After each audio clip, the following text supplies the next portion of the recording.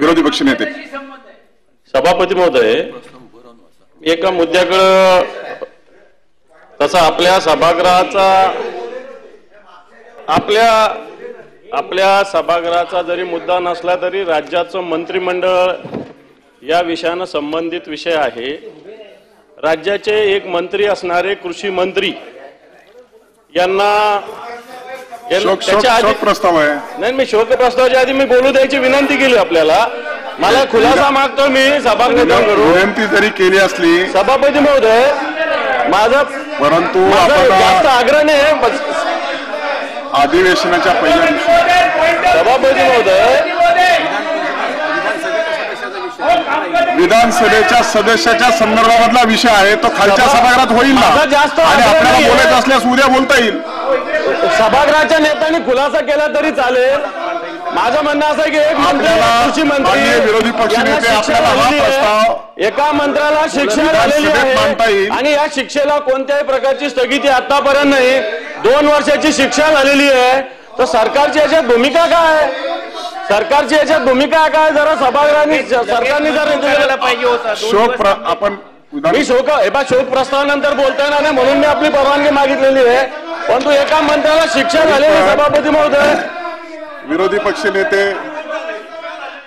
आपण जो प्रस्ताव मांडला आहे ते विधानसभेत आपण जी काही सूचना किंवा जी काही इन्फॉर्मेशन आपण सभागृहाला ज्ञात करून देत आहात ते सन्माननीय सदस्य आणि मंत्री खालच्या सभागृहाचे आहे। तो विषय खालच्या सभागृहात येईल आणि त्यानंतर आपल्याला देखील दोन्ही हाऊसचा मंत्री असतो, परंतु सदस्य खालच्या सभागृहाचे असल्या कारणानं आपल्याला हा विषय दुसऱ्या आयुधाच्या मार्फत देखील मांडता येईल। सभागृहाचे नेते उपस्थित आहेत।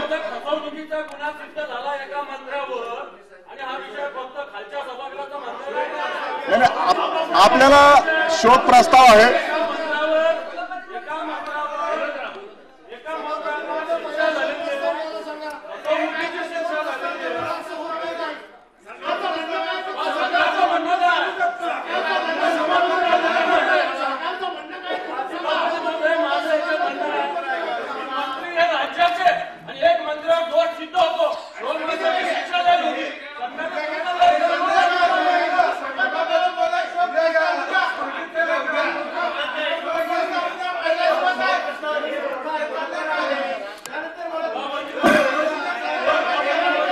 मला वाटतं